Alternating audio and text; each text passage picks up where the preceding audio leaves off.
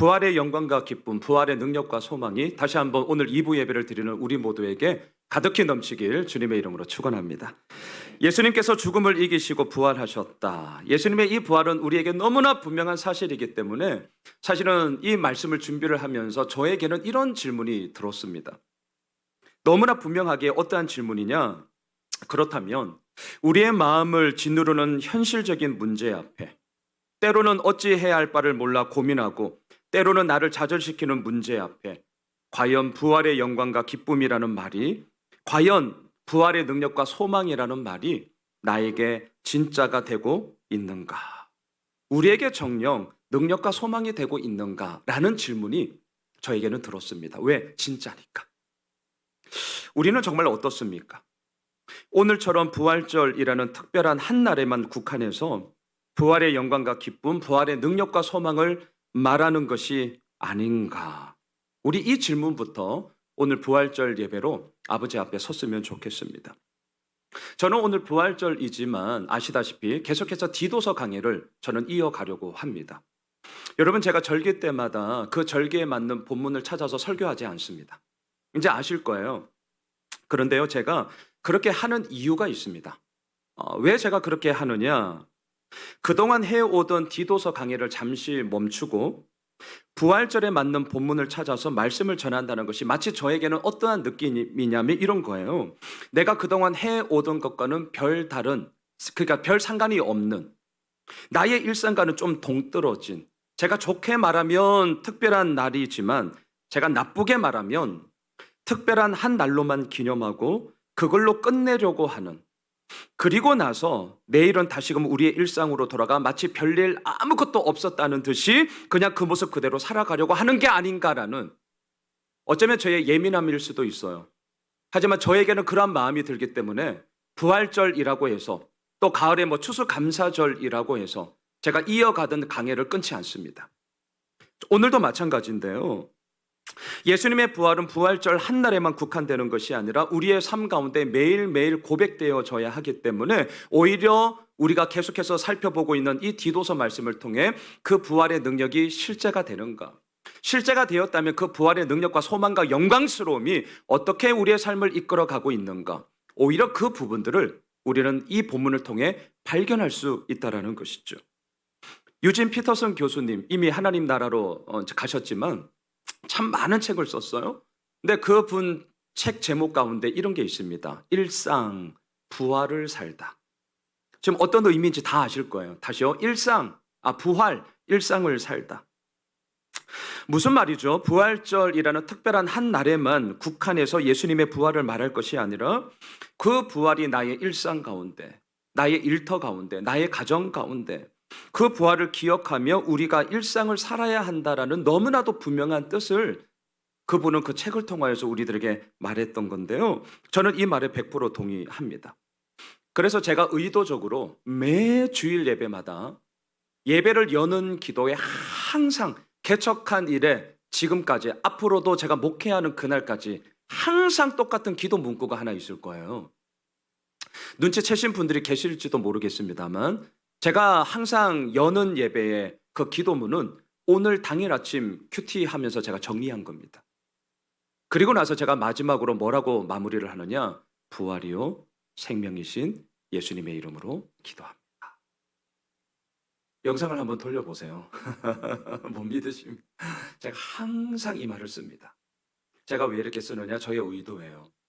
우리의 일상 가운데 단지 부활절 한 날로만 이 부활의 이야기로 끝내지 말고 1년에 52주가 있는데 그 모든 주간 속에 예수님의 부활은 계속해서 우리들로 하여금 고백되어져야 하는 게 아닌가. 예, 제가 그 마음으로 늘 똑같습니다. 다음 주도 보세요. 부활이요 생명이신 예수님의 이름으로 기도합니다. 매일의 삶 가운데, 매일의 예배 가운데 우리가 고백해야 할 너무나도 분명함이기 때문인 것이죠. 저는 그래서 오늘 본문도 마찬가지입니다. 예수님의 부활에 대한 직접적인 기록은 오늘 본문에 없습니다. 하지만 예수님의 부활로 말미암아 이루어진 영광과 기쁨, 능력과 소망이 우리의 삶 가운데 어떻게 이루어지는가 너무나 분명하게 오늘 본문이 우리에게 말해주고 있습니다. 두 가지를 보려고 합니다. 첫째, 예수님의 부활은 어떻게 우리에게 실제가 되는가? 두 번째, 부활의 영광과 기쁨, 능력과 감사를 얘기하는데 그것이 어떻게 우리의 삶을 이끌어가는가? 두 가지를 살펴보겠습니다. 첫째, 예수님의 부활은 어떻게 실제가 되는가? 오늘 본문 14절을 보시죠. 오늘 본문 14절 함께 읽겠습니다. 그가 우리를 대신하여 자신을 주심은 모든 불법에서 우리를 속량하시고 우리를 깨끗하게 하사 선한 일을 열심히 하는 자기 백성이 되게 하려 하심이라. 너무나 분명하죠? 예수님의 부활은 우리에게 어떻게 실제가 되었냐고요? 우리를 대신하여 자신을 내어주심으로 말미암아 진짜가 되었다라고 말하고 있습니다. 자신을 내어준다는 것은 결코 쉬운 일이 아닙니다. 자신을 내어준다는 것은 아무나 할 수 있는 일이 아닙니다. 우리가 지난 한 주 고난 주간을 보내면서 예수님을 십자가에 못 박는 그 모든 장면을 함께 보았습니다. 여러분 기억해 보십시오. 종교 지도자들은요, 자신들의 기득권을 조금이라도 잃어버릴까 봐 군중들을 충동질했어요. 기억하시잖아요. 왜 했냐고요? 자기의 권리와 자기의 특권을 조금이라도 더 가지고 잃어버리지 않기 위해서 군중들을 충동질해요. 여론몰이를 한단 말이죠. 빌라도 역시 예수님이 고발당했던 세 가지의 항목이 있습니다. 내란 음모죄, 세금 납부 거부죄, 그리고 군중 선동죄. 분명히 복음서에 기록되어져 있어요. 그러면 재판장이라면 이 고발된 항목에 따라서 1안, 2안, 3안에 대해서 시시비비를 가려야 한단 말이죠. 이건 상식이에요, 상식. 그런데 빌라도의 법정에서는 그런 시시비비 가림이 없었습니다. 그리고 빌라도는 예수를 십자가에 못 박으라 판결을 내립니다. 이유가 무엇이었습니까? 사람들에게 만족을 주고자 하여. 뭐 하자는 짓이죠? 사람들에게 만족을 주고자 하여 시시비비도 가리지 않은 채 퉁쳐서 예수를 십자가에 못 박으라. 이게 빌라도의 판결 아니었습니까? 로마 군인들은 어떻습니까? 무자비한 채찍질과 온갖 희롱, 모욕과 수모를 주면서 예수님을 십자가에 못 박았습니다. 종교 지도자들이나 빌라도 총독이나 로마 군인들이나 이들 모두가 이렇게 한 이유가 무엇이냐고요? 자신을 내어주기 위함이 아니라 자신의 이득을 취하기 위함이었던 것이죠. 지난주 제가 디도서 강의를 하면서 보았던 더러운 이득을 취하고자 이들은 사람들의 만족을 주고자 사람들을 충동질하며 여론몰이하면서 자신의 주장을 관철하고자 하는 어리석은 길에 빠지고 말았다는 것입니다. 하지만 오늘 본문에 예수님은 달랐습니다. 자신을 내어주셨습니다. 자신의 몸을 깨뜨리셨습니다. 이렇게 한 이유가 무엇입니까? 뭔가를 잘못했기 때문이 아니에요. 자신이 치러야 할 죄값이 있었기 때문이 아니죠. 예수님께서 자신을 내어준 이유가 무엇이냐고요? 오늘 14절을 다시 한번 보셔요. 그가 우리를 대신하여 자신을 주심은, 우리를 대신하기 위해서 주신 거죠. 왜 내어주셨습니까? 모든 불법에서 우리를 속량하시고 우리를 깨끗하게 하사, 우리를 속량하시기 위하여 우리를 깨끗한 자가 되게 하기 위해 내어주셨어요. 마지막 구절 더 보셔요. 선한 일을 열심히 하는 자기 백성이 되게 하려 하심이라. 너무나도 분명한 이유와 너무나도 분명한 목적이 있었기 때문에 예수님은 기꺼이 자신을 내어주셨습니다. 저는 이 말씀을 묵상하면서 제가 오늘 주보 설교 요약지에도 적었는데요. No cross, no crown. 우리 다 알고 있는 이 말이 생각이 났습니다. 십자가를 통과하지 않는 부활의 영광은 있을 수 없습니다. 고난을 통과하지 않은 그러한 영광의 이야기는 있을 수 없어요. No cross, no crown이죠. 크라운만 원하신다면 그거는 탐욕과 욕망의 이야기입니다. 어찌하여 고통이 없이 영광을 먹으려고 하십니까? 어찌하여 십자가 없이 그 부활의 영광과 기쁨만을 노래하려고 하십니까? 자신을 내어주지 않고서는, 자신을 내려놓지 않고서는, 자신을 깨뜨리지 않고서는 결단코 얻을 수가 없는 것이죠. 저는 오늘 설교의 시작을 아주 의도적으로 이렇게 시작했어요. 부활의 영광과 기쁨, 부활의 능력과 소망이 우리 모두에게 가득하기를 원한다. 예, 정말 저의 진심입니다. 하지만 이러한 부활의 영광과 기쁨, 부활의 능력과 소망이 우리들에게 진짜가 되기 위해서 전제되어야 할 것이 있습니다. 오늘 본문에 얘기합니다. 자신을 내어주사. 예, 이거예요. 노 크로스 노 크라운이라니까요. 자신을 내어주는 십자가를 통과해야만 이 부활의 영광과 기쁨이 우리에게 진짜가 되는 것이죠. 앞에 자막을 한번 보십시오. 예수님은 제자들에게 이렇게 말씀하셨어요. 함께 읽겠습니다. 무리와 제자들을 불러 이르시되 누구든지 나를 따라오려거든 자기를 부인하고 자기 십자가를 지고 나를 따를 것이니라. 예수님은 우리가 짊어져야 할 십자가에 대해서 분명하게 말씀하셨습니다.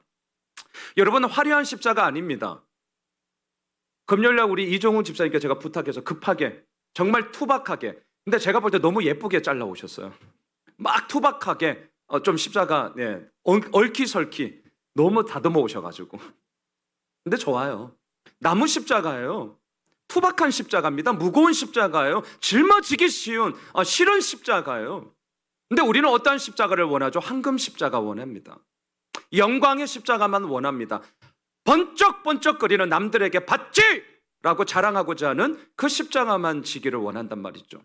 우리 예수님의 말씀을 정확하게 봅시다. 예수님이 하신 십자가는 무엇이냐고요? 나의 옳음을 주장하는 자기 증명이 아니라 나의 죄를 오늘도 고백하는 자기 부인의 십자가를 지고 나를 따르라고 분명히 말씀하셨습니다. 저희 교회가 이런 교회가 되었으면 좋겠고 우리의 모든 삶이 이러한 삶으로 나아갔으면 좋겠습니다. 끝이 없어요. 정말 끝이 없습니다. 오늘 제자반에서 제가 우리 제자반 식구들이랑 나눌 내용 가운데 오늘 주제와 똑같습니다. 여러분 한번 들어보세요. 우리의 삶이 힘들고 불행한 것은 환경이나 사람 때문이 아니다. 우리의 삶이 힘들고 불행한 것은 자신이 옳다고 생각하는 자아가 죽지 않았기 때문이다. 어떤 환경이나 사람을 힘들게 느끼는 내 자아가 결국 문제이다. 내가 옳다고 여기는 자아가 죽지 않으니 환경이나 사람이 힘들게 느껴지는 것이다. 우리 제자만 식구들은 이미 예습했죠? 네. 예습했기 때문에 이 책 교재 그대로 제가 적은 거예요. 오늘 이제 우리가 이 부분을 나눌 겁니다. 그렇다면 우리는 어떻게 해야 되느냐? 오늘 제자반의 결론이에요. 죽으려고 노력하는 것이 아니라 죽은 척하는 것이 아니라 이미 나는 죽었다. 사도 바울의 고백처럼 나는 날마다 죽노라. 이 고백으로 매일매일 월요일, 화요일, 수요일 더 나아가 주님 오시는 그날까지 이 고백으로 우리는 나아가야 한다. 이게 오늘 결론입니다. 우리가 이렇게 해야 하는 이유가 무엇이냐고요? 여러분 오늘 보면 14절을 다시 한번 보십시다. 함께 읽읍시다. 시작. 그가 우리를 대신하여 자신을 주심은 모든 불법에서 우리를 속량하시고 우리를 깨끗하게 하사 선한 일을 열심히 하는 자기 백성이 되게 하려 하십니다. 오늘 첫 번째, 예수님의 부활은 어떻게 우리 가운데 실제가 되었나, 진짜가 되었나? 예수님이 우리를 대신하여 자기 자신을 내어주셨기 때문입니다.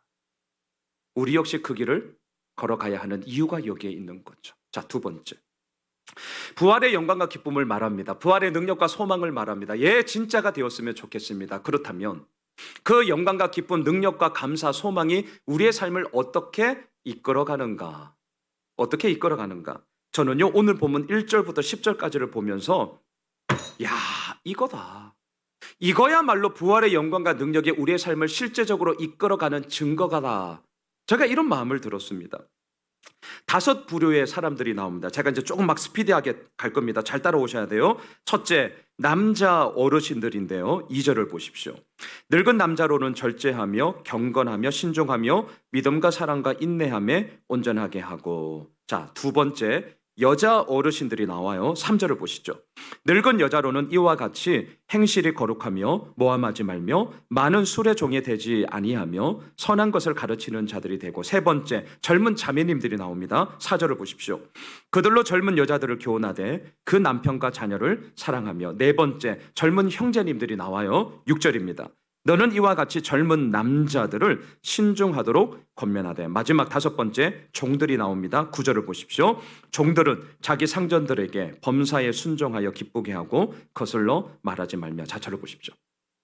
이렇게 1절부터 10절까지를 보시면 5 부류의 사람들에 대해서 이들이 응당 예수를 믿는 사람이라면 따라야 할 합당함이 무엇인가, 이것에 대해서 너무나 구체적으로 쫙 나열하고 있습니다. 여러분들이 보시면 다 이해할 내용이에요. 저는 여기서 함께 좀 나눠보고자 하는 게 있는데요. 두 가지의 질문이에요. 두 가지의 질문. 제가 묵상하면서 들었던 두 가지의 질문. 자, 첫 번째. 오늘 본문에 있는 용어를 그대로 쓰겠습니다. 늙은 남자, 늙은 여자. 제가 1부 예배 때 자꾸 이 얘기를 하니까 너무 죄송해서 이걸 2부 때 바꿔야 되나 이런 고민을 했는데 그냥 성경대로 가자. 그래서 양해하시고 좀 들어주세요. 제가 있는 대로 그냥 말씀드립니다. 늙은 남자, 늙은 여자에게는요. 해라, 하지 마라. 오늘 본문에 보면 명령만 나와요. 그런데 이상하게도 젊은 여자, 젊은 남자 그리고 종들에게는 해라, 하지 마, 명령과 함께 그렇게 해야 되는 이유, 그렇게 하지 말아야 되는 이유에 대해서 나오더란 말이죠. 제가 첫 번째 질문이 이거였습니다. 왜 이렇게 하는 거지? 자, 먼저 여러분 5절을 한번 보십시오. 5절, 신중하며 순전하며 집안일을 하며 선하며 자기 남편에게 복종하게 하라. 이는 왜냐하면 하나님의 말씀이 비방을 받지 않게 하려 합니다. 이렇게 젊은 자매님들에게 이유를 달았습니다. 8절로 내려가 보시죠. 책망할 것이 없는 바른 말을 하게 하라. 이는 왜냐하면 대적하는 자로 하여금 부끄러워 우리를 악하다 할 것이 없게 하려 함이라. 젊은 형제님들에 대해서 이렇게 이유를 붙였어요. 10절로 내려가십시오. 훔치지 말고 오히려 모든 참된 신실성을 나타내게 하라. 이는 왜냐하면 범사에 우리 구주 하나님의 교훈을 빛나게 하려 함이라. 종들에 대해서 이 이유를 붙였습니다. 자, 궁금하지 않으세요? 늙은 남자, 늙은 여자에게는 해라 하지 마라 명령만 있고 이유가 없어요. 이유가. 그렇다면 왜 젊은 여자, 젊은 남자, 종들에게는 이유를 대고 있을까? 어떻게 생각하세요? 늙은 남자, 늙은 여자는 포기했나? 아니에요, 여러분. 그래서 참고로 오늘 본문에서 늙다, 젊다 어떻게 어디까지가 늙은 거예요? 연령으로 우리가 보지 않았으면 좋겠습니다. 연령으로 몇 세 이상이면 늙었다 아니요. 이거는요 우리들의 연령에 대한 부분이 아니라 저는요 우리들의 정신과 우리들의 마음의 자세에 대한 부분이다. 저는 이렇게 생각을 합니다. 너무너무 감사한 게 뭔 줄 아셔요? 이렇게 젊은 목사, 그런데 우리 형님, 누님들이 우리에게 훨씬 더 많습니다. 인생의 연륜과 지혜로움을 가지고 계신 분들이 너무너무 많아요. 그리고 그 분들의 면면의 모습을 보면요, 오늘 본문에 나오는 젊다라는 말이 통용이 됩니다. 와, 정말 어떻게 저런 열정을 가지고 또 어떻게 저런 거룩한 마음을 가지고 비록 육신의 나이로는 많으시지만 그럼에도 그 신실함과 그 마음의 뜨거움을 가지고 하나님을 섬기고자 하는 그 마음은 와, 정말 젊다. 저 이런 마음 들 때가 너무너무 많습니다. 여러분, 오늘 본문에 나오는 이 젊다. 왜 젊은 여자, 젊은 남자, 종들에게는 이 이유를 댈까? 저는 말씀을 묵상하면서 저의 결론이 이거예요. 젊은 여자, 젊은 남자, 종들이 자신에게 주어진 명령을 지킨다는 게 너무너무 어려웠기 때문이에요. 자, 이게 무슨 말이냐 이겁니다. 젊다는 것은 얼마든지 할 수 있다라는 자신감이랑 동의어가 될 수 있잖아요. 젊다라는 것은 내가 비록 실패했다 할지라도 다시금 딱 일어나서 할 수 있어 라는 그 여지가 있다라는 게 젊다라는 말의 의미 아니겠습니까? 목회자들도 마찬가지예요. 개척하기 원하느냐? 빨리 젊었을 때 해라. 어차피 생고생하는 거 젊었을 때 해라. 목회만의 이야기는 사실 아니에요. 나에게 분명한 뜻이 있고 나에게 분명한 로드맵이 있다면 한번 뛰어들 법하는 거죠. 젊었을 때 고생하는 거죠. 늙어서는 싫어요, 저도. 자, 젊다라는 게 이겁니다. 얼마든지 나 할 수 있어.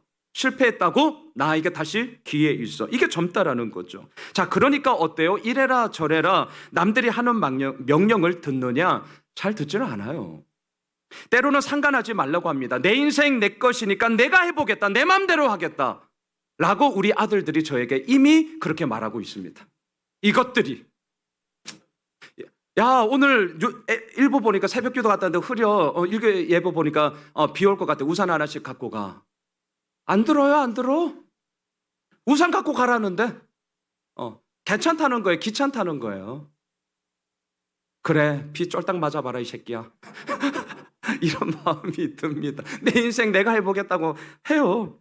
젊은 것들이 자기 고집, 자기 주장을 내세우는 거죠.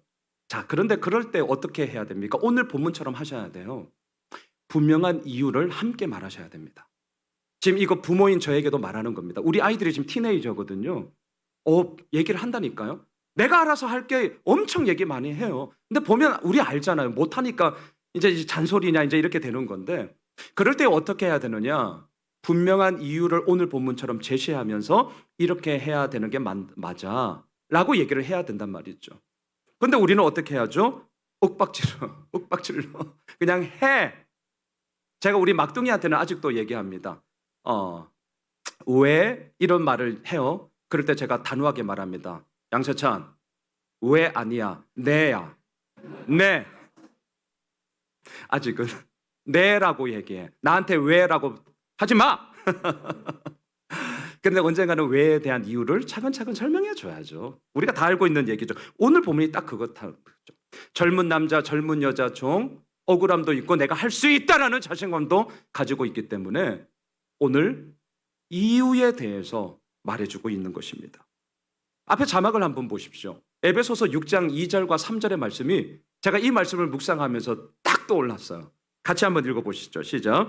내 아버지와 어머니를 공경하라. 이것은 약속이 있는 첫 계명이니 이로써 내가 잘되고 땅에서 장수하리라. 자, 다음 달이면 이제 이 본문 허다하게 설교를 들으실 거예요. 저는 안 합니다. 이미 제가 오늘 하는 거예요. 대신 가정의 달이면 뭐 부모 공경하라 5월 둘째 주 어버이 주일날 허다한 교회에서 하실 거예요. 자, 그런데 여러분, 이 본문을 여러분들은 어떻게 이해하고 계십니까? 어떻게 이해하고 계십니까? 실은 그리 흔쾌한 말씀이 아니에요. 부모를 공경하라 약속 있는 첫 계명이다. 이 부분을 우리는 엄청 긍정적인 시선으로 사실 보고 있는데 한번 살짝만 뒤집어 보세요. 제가 이렇게 질문할게요. 그럼 다른 계명은 약속이 없는데 왜 이 계명에는 약속이 있는 걸까? 네가 이 땅에서 잘되고 장수하리라. 왜 요 계명이 약속이 주어질까? 어떻게 생각하세요? 저는 알게 되었습니다. 그만큼 이 계명을 지키기 어려웠기 때문입니다. 내리사랑이더라고요. 내리사랑. 이렇게 말하는 저도 어쩔 수가 없어요. 내 새끼는 내 눈에 밟혀요. 근데 우리 아버지 엄마는 잘 안 밟혀요. 안 밟혀요, 잘. 가끔 밟혀요. 그래서 가끔 전화해요. 아빠. 근데 내 아들들은요, 밟혀요. 그래서 오늘 이 계명이 있는 것입니다. 약속이 있는 첫 계명에 대한 이 이야기를 너무 좋게 보지 마십시오. 오죽하면 얼마나 우리가 안 지키면 이렇게 약속을 내걸어서라도 얘들아 이것 좀 봐봐. 저는 그렇게 읽히더라고요. 너 정말 잘 되기 원해? 너 장수하기 원해? 부모를 공경해라. 이 약속이 없으면 우리가 안 할까 봐. 오늘 첫 번째. 오늘 이 본문에서 제가 질문을 던지고 있는 왜 젊은 여자, 젊은 남자 종들에게는 이유를 얘기를 하는 걸까? 저는 이 에베소서 말씀이랑 똑같다고 생각을 합니다. 그 이유가 있어야만 하는 것이고 그 이유가 없으면 하지 않기 때문인 것이죠. 두 번째, 제가 오늘 본문을 묵상하면서 던졌던 질문이 이거예요. 사도 바울은 늙은 남자, 늙은 여자, 젊은 남자 종들에 대해서는 디도가 직접적으로 말씀을 가르치라고 합니다. 그런데 오늘 본문 4절을 다시 한번 보셔요. 자, 오늘 본문 4절 우리 같이 한번 읽어보시죠. 시작. 그들로 젊은 여자들을 교훈하되 그 남편과 자녀를 사랑하며. 자, 여러분 여기서 그들은 누굴까요? 그들. 3절에 보시면 늙은 여자들입니다. 성경을 읽으실 때 이렇게 인칭 대명사 꼭 찾으셔야 돼요. 누군지를 보셔야 돼요. 자, 늙은 여자들로 하여금 젊은 여자들을 교훈하고 가르치라는 거예요. 그래서 제가 질문이 생겼습니다. 어찌하여서 디도가 직접 가르치지 않고 늙은 여자들로 하여금 이 젊은 여자들을 가르치게 하는 걸까? 여러분 이유가 뭐라고 생각하세요? 맞아요. 장봉근 집사님이 생각한 그게 맞아요. 그거예요. 성적 방종과 성적 타락에 대한 원천, 그 가능성을 원천적으로 끊어버리기 위함.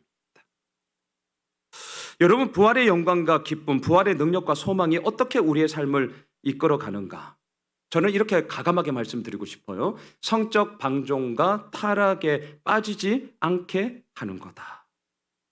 안타까운 일이지만 교회 안에 목회자들 가운데 성도들 가운데 비일비재하게 일어납니다. 우리가 알고 있습니다. 한 몇 달 전이었어요. 너무나 슬프게도 정말 제가 잘 아는 목회자예요. 저와 함께 사역도 했던 목회자예요. 이런 일로 인하여서 사역을 스탑했어요. 제가 마음이 너무나 아팠고 깜짝 놀랐고 너무 슬펐고 화도 나고, 제가 그랬던 적이 있어요.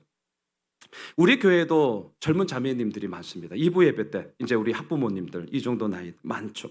제가요 엄청나게 조심해요. 느껴지시는지 모르겠어요. 제가 엄청나게 조심합니다. 예배를 마치고 인사를 할 때 제가 우리 성도님들과 악수를 하지만 늙은 여자, 젊은 여자랑은 악수 안 합니다. 간혹가다 목사님 이제 이 늙은이 아니요. 늙은 여자, 젊은 여자 나한테 악수 손 내미지 마십시오. 코로나 때문인가? 아니요. 싫어서인가? 아니요. 왜 그러냐? 제 마음을 지키기 위함입니다. 제 마음을 지키기 위함이에요. 제가 20여 년 목회했거든요. 꽤 빨리 사역의 길을 걸어서. 제가 목회를 하면서요, 설교를 못해서 그만두거나 쫓겨나는 목사를 본 적이 없습니다. 다시요. 설교를 못해서 쫓겨나고 그만두는 목사를 본 적이 없어요. 왜 그만두는 줄 아십니까? 왜 도중하차하는 줄 아십니까? 왜 그렇게 잘 나갔던 목사들이 뻥뻥 넘어지는 줄 아십니까? 돈, 성, 권력 때문이죠. 여러분, 빌 하이벨스 목사님, 윌로크릭 교회 뭐 엄청나게 우리 한국교회 90년대 릭 워렌 목사님과 함께 우리 쌍두마차로 한국교회에 막 바람을 확 불러일으켰던 분 중에 하나예요. 그분의 뭐 유명한 책 가운데 아무도 보지 않을 때 당신은 어떠십니까? 뭐 이런 유의 책들 많은데 그분도 결국은 성적 문제로 인해서 벌써 수년 전에 지금 얘기를 하는 겁니다. 넘어졌어요. 여러분, 우리 모두 예외가 아니죠. 우리 모두 예외 아닙니다. 부활의 영광과 기쁨, 부활의 능력과 소망이 어떻게 우리의 이 삶을 이끌어 가는가, 저는 이렇게 정리하고 싶어요. 지켜야 할 것을 지키면서 그 자리에 있게 하십니다. 다시요. 지켜야 할 것을 지키면서 그 자리에 우리로 하여금 있게 하시는 거예요. 말씀을 정리하겠습니다. 오늘은 기독교의 핵심 중의 핵심인 부활을 기념하는 부활절입니다. 기독교는요, 사랑의 종교 아닙니다. 기독교는 사랑의 종교 아니에요. 그건 부차적인 얘기입니다. 기독교는 예수님의 십자가와 부활을 증거하는 종교입니다. 제가 종교라는 단어도 좀 싫어하지만 그래도 통용되는 단어이기에 제가 쓰는 겁니다. 기독교는 예수님의 십자가와 부활을 증거하는 종교이지 사랑의 종교 아닙니다. 그건 부차적인 얘기예요. 예수님의 부활, 그저 성경에서 부활했다고 하니까 그런가 보다, 성경에서 교회에서 다들 그렇게 말하니까 그런가 보다, 아닙니다. 예수님의 부활은 진짜고요, 예수님의 부활은 실제고요, 예수님의 부활은 오늘도 우리가 다시금 일어나 걸어가게 하는 출발점이 됩니다. 그래서 예수님의 부활이 실제가 된 사도 바울은 오늘 디도에게, 그리고 오늘 본문 앞에 서 있는 우리 모두에게 이렇게 말합니다. 예수님처럼 나 자신을 내어주자. 이게 저의 오늘 결론이에요. 예수님처럼 우리 역시 나 자신을 내어주자. 사랑하는 예수 호메실 가족 여러분, 여전히 우리의 상황은 녹록치 않습니다. 하지만 우리가 다시금 일어나 나아갈 수 있습니다. 아무런 걱정이 없기 때문이냐? 아니요. 그저 잘 될 거야 막연한 장밋빛 희망 때문도 아닙니다. 우리가 다시금 일어나 나아갈 수 있는 것은요, 예수님의 부활은 우리로 하여금 아무런 걱정 없이 그저 잘 먹고 잘 살아라, 이게 아니라 진리를 따르기 위해서 오늘도 눈물을 흘리며 씨를 뿌리는 자로 우리를 초대하시기 때문이죠. 내가 다 내어주었으니 너도 그 길 따라와. 예수님의 부활이 있기 때문에 우리는 나 자신을 아무것도 아닌 것으로 여기는 수치 가운데 살아가는 자가 아니라 나 자신을 아무것도 아닌 것으로 여기는 영광 가운데 얼마든지 살아가는 자가 될 수 있는 것이죠. 예수님의 부활이 있기 때문에 우리는 나의 힘으로는 아무것도 할 수 없다는 무기력에 빠지는 것이 아니라 오히려 나의 힘으로는 아무것도 할 수 없다는 참된 진실의 능력에 사로잡혀 주의 은혜만을 구하는 자로 살아가게 하는 것이죠. 예수님의 부활이 있기 때문에 우리는 불법의 매력과 불법의 능력도 모르는 덜 떨어진 바보로 살아가는 자가 아니라 불법의 수치와 불법의 무능함을 알기 때문에 오히려 거룩한 말씀의 권세를 내 가슴에 간직하고 살아가는 자가 될 수 있게 하는 것이죠. 이 부활의 이야기는 오늘로 끝나서는 안 됩니다. 월요일에도 화요일에도 수요일에도 더 나아가 주님 부르시는 그날까지 이 부활의 이야기는 우리로 하여금 계속해서 고백되어져야 되고 선포되어져야 합니다. 바라기는 죽음을 이기시고 부활하신 예수님, 우리를 온전히 이루시는 예수님, 그 예수님만을 바라보며 주가 보이신 생명의 길로 우리 모두 당당하게 부활의 영광과 기쁜 능력과 감사 속에 함께 나아가는 우리 모두가 되시길 주님의 이름으로 축원합니다.